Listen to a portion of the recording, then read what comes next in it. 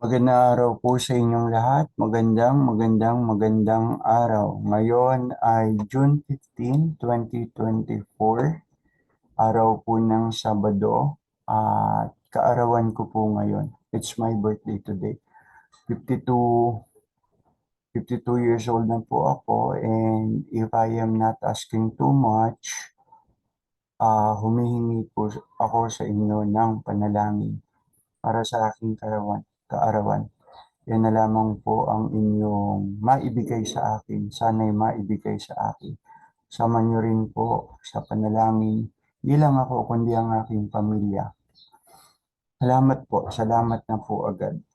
Tuloy tayo sa ating pag-aaral sa mga salita ng Diyos, lalo't higit sa ebanghelyo na ginagamit sa ating mga katolikong simbahan para sa araw na ito. Ano nga po ang ating ebanghelyo ngayon? Wait lang po, share screen si Seth.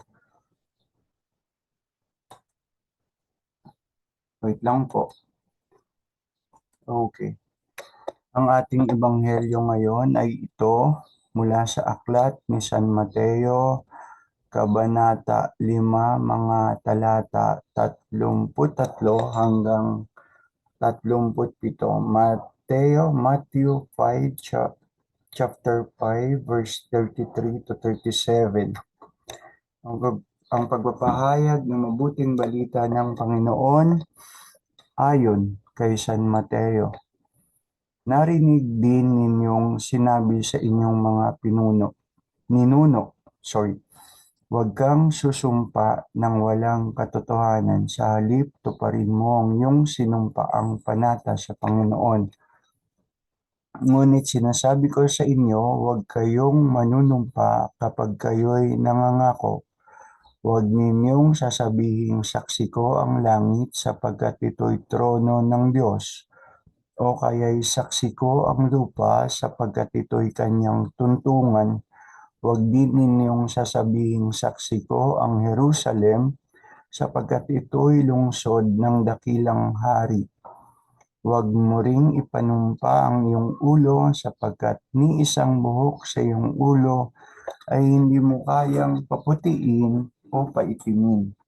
Sabihin mo na lang na oo kung oo at hindi kung hindi, sapagkat ang anumang sumpang idaragdag dito ay buhat na sa masama. Ang mabuting balita ng ating kaligtasan. Pinupuri ka namin, Panginoong Hesukristo. Stop sharing na po si Sir. So yun po yung binasa ko pong yan po ang ating ebanghelyo sa kasalukuyan na pag-aaralan at ginagamit din sa mga simbahang katoliko sa liturhiya ng salita. Okay. So, simula na po tayo.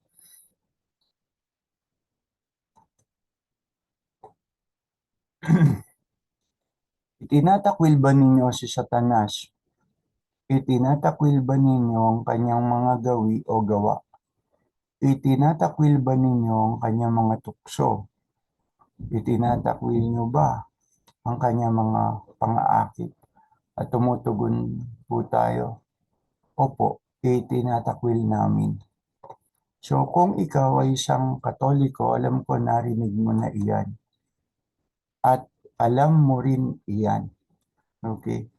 Yung mga katanungan na iyan ay ginagawa sa sakramento ng binyag at itinatanong sa mga magulang, ninong at ninang ng bata. Ang ebanghelyo natin ngayon ay nahahagip o tumatama tungkol sa kabanalan ng isang pangako o sumpa, an oath. Sa binyag, nangako tayo na tutulong sa pagtataguyod ng batang bininyagan, lalo tigit sa spiritual na aspeto ng kanyang buhay, pananampalataya.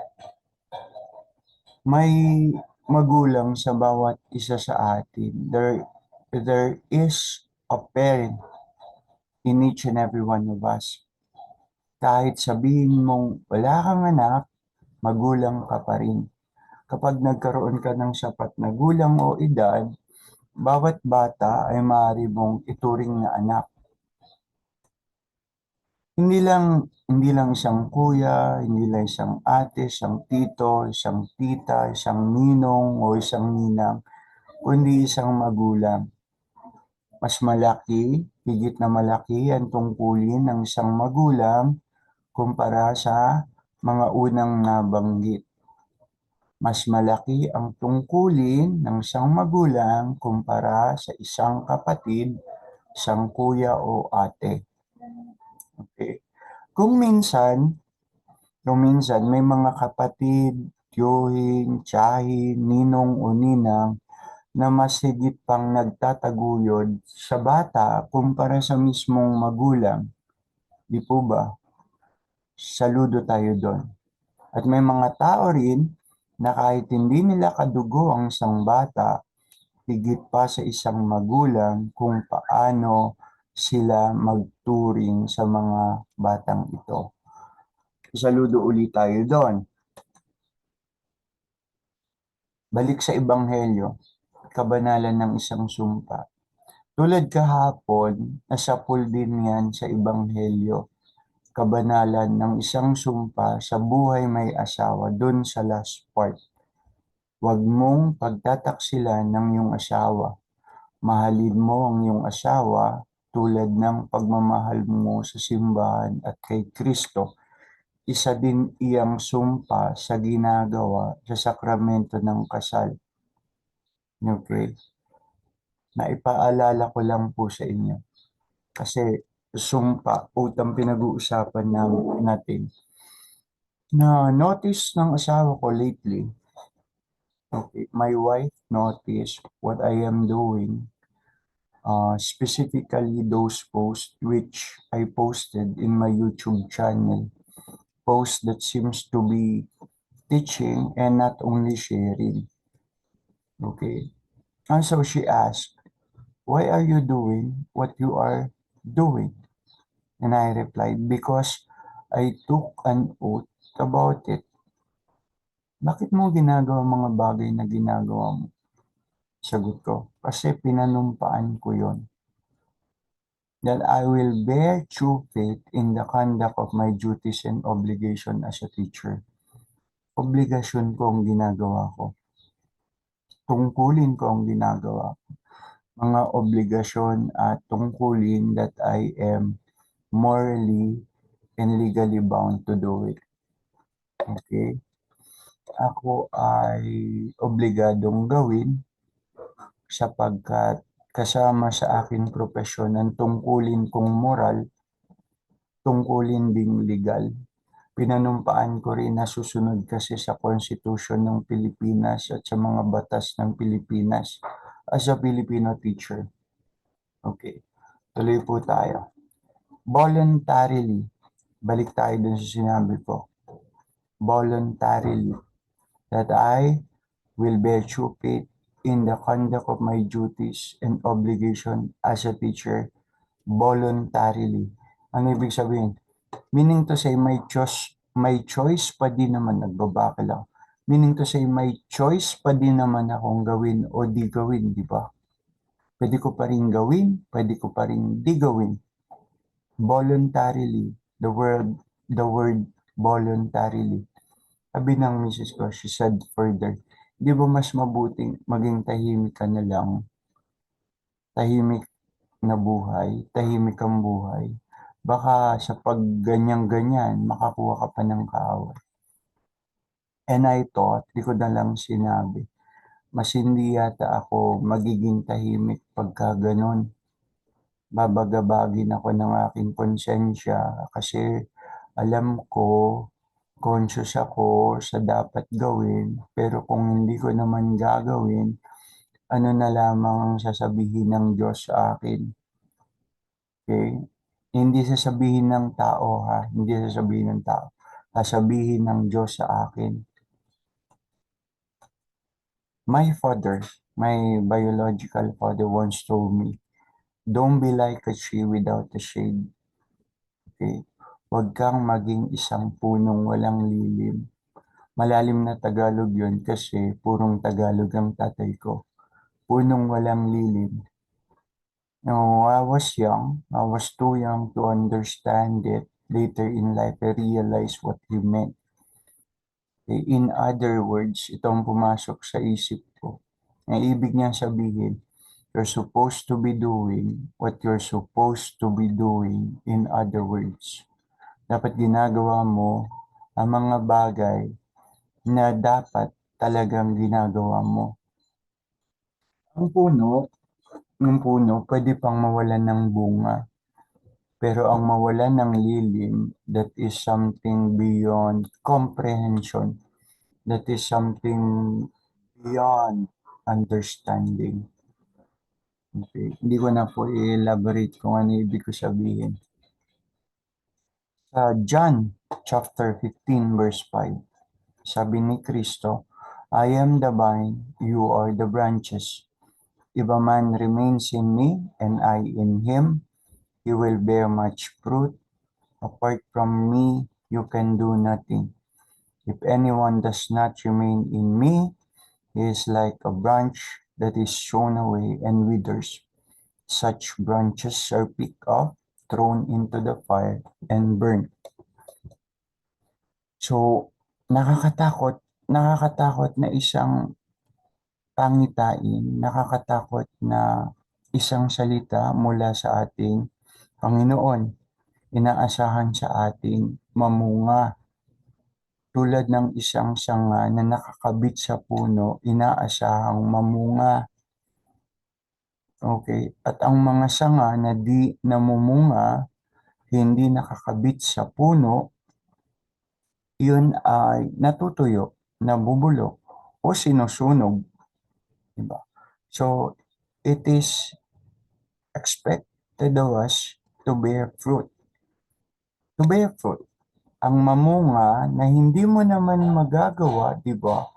Kung hindi mo rin naman gagawin ang iyong mga obligasyon at tungkulin. Okay? So, yung sanga nakakabit sa puno at ang mismong puno, yun si Kristo. Pagputulan siya nga sa puno, matutuyo, mabubulok at susunugin. Naasahan sa ating mamunga. Ulit, hindi mo nga magagawa iyon ang mamunga kung hindi mo rin naman talaga gagawin ang iyong mga obligasyon at tungkulin. Now, as a teacher, part of my oath is to do my duties and obligations without mental reservation. Ano yung mental reservation? Ito yung mga alinlangan sa isip mo bago mo gawin o upang gawin ang iyong gawain. Yung halimbawang alinlangan, ano na lamang sasabihin sa akin ng tao? Ano na lamang sasabihin sa akin ng mga nakakilala sa akin? Pwede na sabihin, nagbabanal-banalan or acting banal. Okay. Iba, tutudyuhin ka pa, may kanta, di ba? Banal na aso, santong kabayo, natatawa ko, hi hi hi hi. Kapag inisip mo yon, mental reservation na yon. Ano na lamang ang sasabihin nila sa akin? Nagbabanal-banalan. Pwede yun. Pwede yun. At nangyayari yun. Talagang nangyayari yun. Okay? Mental reservation. To do my duties and obligations without mental reservation. Ibig sabihin, anong pa man ang mangyari, basta yung dapat mong gawin, gawin mo, regardless kung ano man ang sasabihin ng tao. Basta ikaw sa sarili mo, alam mong ginagawa mong yung tungkulin. Not only purpose, not only mental reservation, but also purpose of evasion. Pwede mo yung gawing excuse to evade para hindi mo gawin yung iyong tungkulin. Okay? Pwedeng, baka nga, purpose of evasion. Pwede ka mag-alibay. Pwede ka mag-reason out. Gusto ko ng tahimik na buhay. Tahimik na lang ako. Di na ako magsasalita tungkol sa katotohanan. About the truth. Di na ako magsasalita. The whole truth. Walang iba kundi katotohanan. And nothing but the truth. at wala ng iba kundi katotohanan. The truth, the whole truth, and nothing but the truth. Hindi na ako magsasalita. Manahimik na lang ako. Tahimik ang buhay. Pag inisip mo yon, mental reservation, umiiwas ka sa tungkulin, purpose of evasion. So without purpose of evasion, without mental reservation, sabi, just do your duty and obligation. With all that has been said, the last part is the most important. Sa bawat sumpa, sa bawat formal oath, ang nakalagay dun sa huling-huli, so help me God. So help me God. Kasiya nawa ako ng Panginoon. Tulungan nawa ako ng Panginoon. Yan ang nakalagay dun sa last part ng bawat formal oath. Ngayon, tanggalin natin. Tanggalin mo yung so help me God dun sa last part ng oath. Ang magiging kalalabasan, baka ang maging kalabasan, gawin mo o di gawin, hindi magiging malaking issue sa'yo. Gawin mo, di mo gawin, hindi big deal yun. Kung wala yung so help me God. Kung wala yung so help me God. And if you are not too serious about your relationship with God, disipulo ka ni Kristo, anak ka ng Diyos. So bilang disipulo ni Kristo, master mo si Christ, dapat isinasabuhay mo ang kanyang mga aral. Again, ano sabi niya? Inaasahan sa iyo na ikaw ay mamunga. But because you said it, so help me God, and you include God with your oath, isinama mo ang Diyos sa iyong panunumpa. Okay? Panunumpa sa kasal, panunumpa sa profesyon, etc., etc. Hindi yun nagiging simple oath na lang. Hindi yun nagiging simple oath na lang.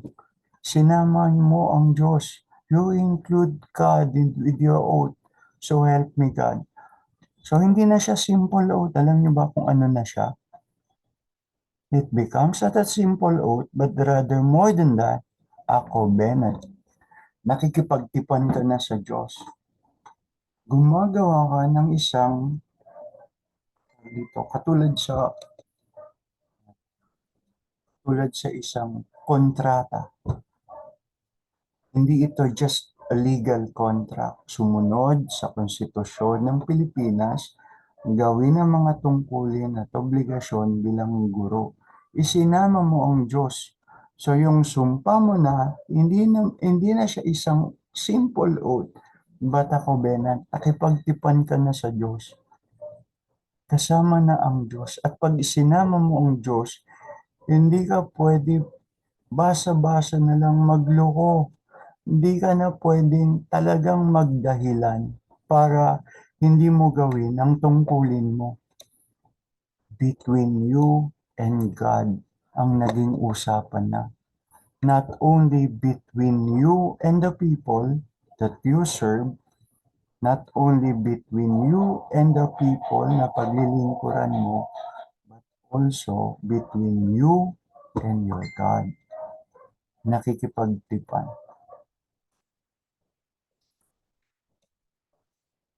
Ngayon, pakikipagtipan. Sa pakikipagtipan at kung nakipagtipan na tayo, we already made a covenant with God, nakipagtipan na tayo. Anong sabi doon sa last part ng gospel?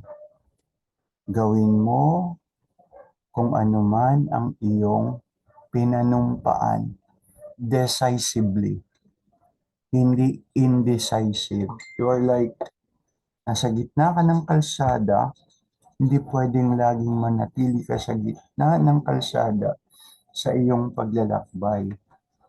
Pwede kang magkaroon ng choice na wag nang tumuloy o magpatuloy. Tayong lahat is like an ongoing construction. God is not done with us yet. God is not done with us yet until it is done. Pagtapos na ang buhay, kapag tapos na ang buhay natin, doon masabi natin, it's done. Sana sa huling bahagi ng ating buhay, sabi natin, Lord, mission accomplished. Lord, mission accomplished. Lord, alam ko makasalanan ako, pero baka naman, beke naman, sa lahat ng mga effort ko, munti man yung effort o malaking effort para sa'yo, baka naman magkaroon ka ng consideration sa akin kahit ako'y makasalanan. Dito na lang ako sa piling mo. Dito na lang ako sa kaharian ng langit sa piling mo. Baka naman pwedeng makagawa ka ng exemptions para sa akin sa kabila ng aking mga kasalanan at pagkukulang. Pwede. O, talaga ba? Lahat ng mga effort mo, lahat ng mga ginagawa mo para sa akin, o baka para sa'yo? Natawa ako nung naisip ko eh. Yung sinabi ko, Lord, baka naman pwede magkaroon ka ng consideration and exception sa akin sa kabila ng pagiging makasalanan ko sa katapusan ng aking buhay. Beke naman, okay, manatili ako sa tabi mo sa iyong kaharian. Manatili akong kasama mo sa iyong kaharian. Hindi yung pumasok sa isip ko, oh, talaga ba? Para sa akin, ang mga ginagawa mo o para sa sarili mo? Parang it comes like a shock. Oo nga, itong ginagawa ko, aminin ko man o hindi, but to be honest with you, iniisip ko ang kaligtasan ko. Hey, sino ba naman mag-iisip ng hindi para sa kanyang kaligtasan o salvation? Yan ay isa sa pinakamahalagang bagay para sa atin at sa ating kaluluwa, ang ating kaligtasan at kaligtasan din ng ibang tao. Dami na nasabi, let us pray. Lord, alam ko na ako ay makasalanan, tunay na makasalanan. Maraming ulit, maraming pagkakataon, hindi ko na isasagawa mga bagay na dapat kong gawin. Hindi ako nakakatupad sa maraming naipangako ko sa iyo, sa maraming naipanumpa ko sa iyo. Lord, sa bagay na yan, muli humihingi kami ng kapatawaran. Patawarin mo kami sa pagkukulang na hindi namin magawa ang aming mga tungkulin sa buhay, whether be it sa aming propasyon o sa buhay personal, pamilya. Patawad po, Panginoon. Lord, na sana tulungan mo pa kami na maging decisive, tunay na magawa, tunay na mabilis mapagdesisyonan ng mga bagay na alam naman namin dapat talaga namin ginagawa. Patawarin mo kami, Lord. At salamat na po sa iyong unawa at patawad. Hindi pa man.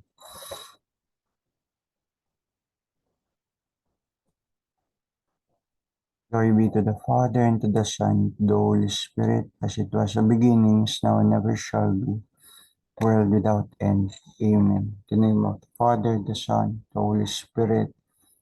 Amen. So, yan po mga kapatid, tayo muling nakatapos sa ating pag-aaral sa mga salita ng Diyos, particularly sa Gospel for today. Kung kayo po ay nahipo o may bagay na nakuha sa ating talakayan, sa ating pagbabahagi, huwag niyo pong kalimutan na patuloy na sumubaybay sa iba pang video na aking ma-upload na may layuning higit pang makilala ang Diyos sa pamamagitan ng kanyang mga salita. Muli po, magandang araw sa inyong lahat. Keep safe everyone. Sir Aaron po ito. Salamat po. Paalam.